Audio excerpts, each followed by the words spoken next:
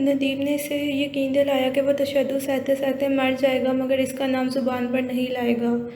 नज़र चाचा दूसरे रोज़ रात को आने का वादा करके चला गया। यूं ही नदीम ने इस गार में 2 हफ्ते गुजार दिए। कृष्णा जहाज़ के आने में सिर्फ 1 दिन बाकी रह गया था कि एक रोज़ शाम से पहले से जंगल में कुछ इंसानी आवाज़ें सुनाई दी। आवाज़ें करीब आती मालूम हो रही थी। क्या पुलिस के आदमी इधर उधर आ रहे हैं?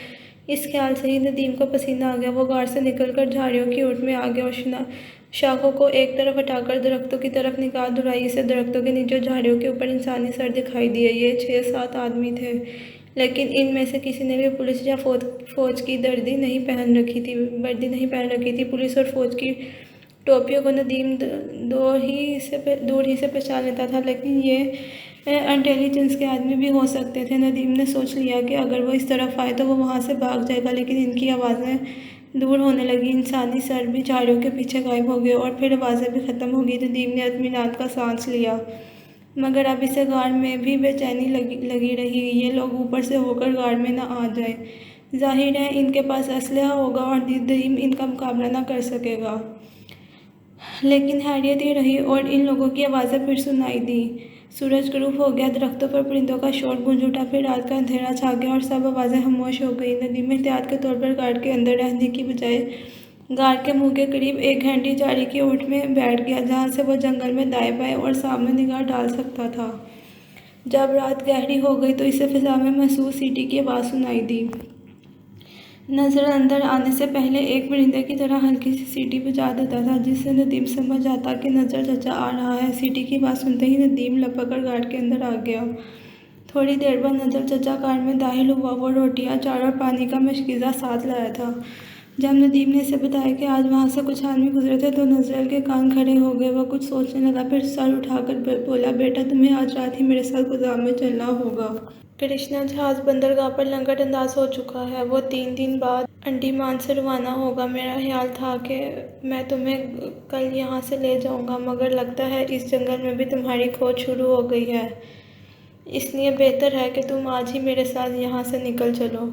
नदीम ने अचार के साथ रोटी खाई, जी भर कर पानी पिया। नज़र चाचा कहने लगा, तुम इसी जगह ठहरी, बाहर जाकर देखो। वो कार से निकल गया। कुछ देर बाद वापस आया और कहने लगा, चलो सब ठीक है, मेरे पीछे पीछे चलना। शहर की आबादी शुरू हो तो मुझसे कुछ फासले पर हो जाना। नदीम ने जंगल में नजरल के अकब में चलना शुरू कर दिया। अंधेरे में दोनों देर तक चलते रहे। उन्होंने जंगल का सारा इलाका अबूर कर लिया तो ढलान से उतरते हुए फासले पर नदीम को मकानों की टिमटिमाती हुई रोशनियां नजर आने लगी। नजरल आगे आगे था। वो इस आबादी से कुछ फासले पर जनूब की तरफ एक बस्ती के सिरे पर ले गया। यहाँ रोशनी कहीं कहीं थी। नजरल रुक गया और बोला, अब तुम मेरे और अपने दरमियान कुछ फासला रख लो। गोदाम मेरे मकान के अकब में है और मेरा मकान सामने वाली बस्ती के कोने में है। आ जाओ। नजर चचा तो नदीम रुका रहा। जब वो इससे 10-15 कदम दूर हो गया तो नदीम भी इसके पीछे चल पड़ा। आखिर वो एक मकान के अहाते में दाखिल हो गए। आगे गोदाम का लकड़ी का बरामदा था। दालान में नारियल के दरख्त धेड़े में अपने भूतों ऐसे सर उठाए खड़े थे। नजर नदीम को एक गोदाम में ले गया, जिसके अंदर लकड़ी के खोखे और दूसरा सामान बिखरा पड़ा था। छत के साथ धीमी रोशनी वाला बल्ब चल रहा था। नजरत बोला, यहाँ वो गोदाम है जहाँ लकड़ी के खोखों में हिंदुस्तान जाने वाला सामान भर कर लिया जाता है। यहाँ इन खोखों पर कंपनी के पत्ते लगे जाते हैं। मैंने अपने रिश्तेदार तुम्हारे बारे में सारी बात कर ली है।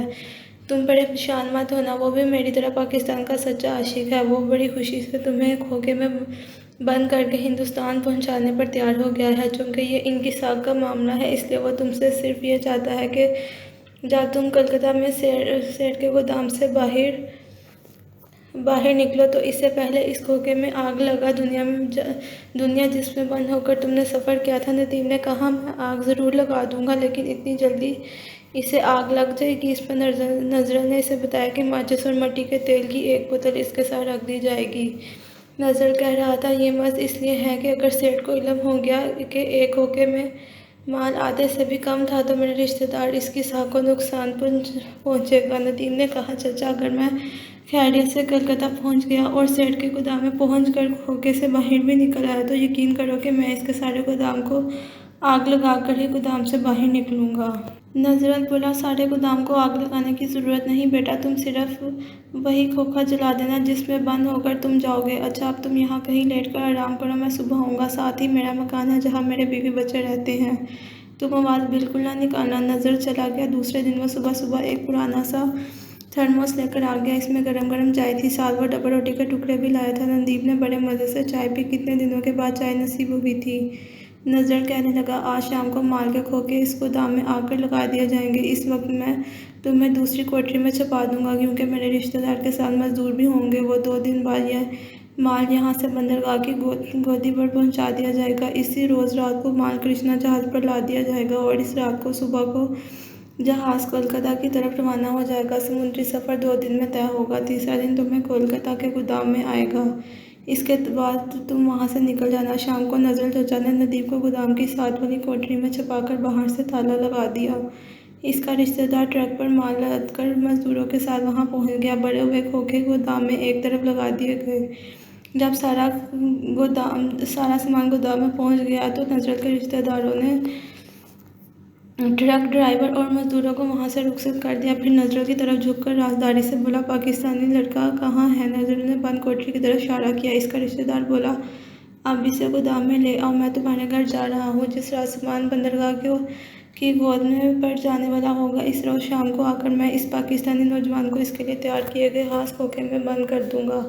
ये खास खोखा गोदाम में माल के साथ ही पहुंचा दिया गया। नज़र का रिश्तेदार इसके घर की तरफ मुड़ गया और नज़र ने कोठरी खोलकर नदीम को वहां से निकाला और गोदाम में ले जाकर कहा, इन खोखों में एक खाली खोखा भी है। इस खोखे में लेटकर तुम बहरी जहाज़ों में सफ़र करोगी।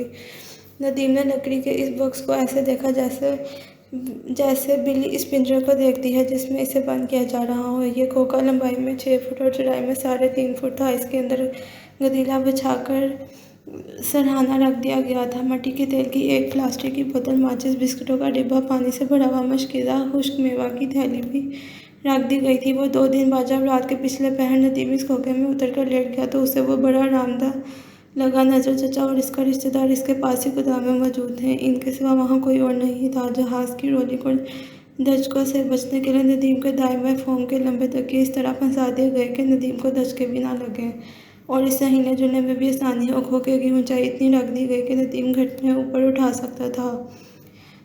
लकड़ी की दीवारों में मुंह के करीब दाएं बाएं 6 गोल सुराख हवा की आमदरफ्त के लिए रखे हुए थे। नजर चचा बोला, बेटा घबराना बिल्कुल नहीं। समुद्र इन दिनों पर पुरसकून होता है, हिचकोले नहीं लगते, मामूली सी रोलिंग होती है, दुम में हवा बराबर आती रहेगी और हम तुम्हारे खोखे को जहाज में इस तरह रखवाएंगे कि तुम्हारे ऊपर कोई दूसरा खोखा ना रखा जाए।